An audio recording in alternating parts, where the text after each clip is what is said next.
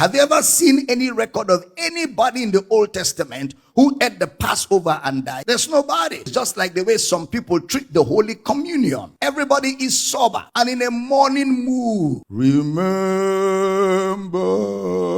me. Remember.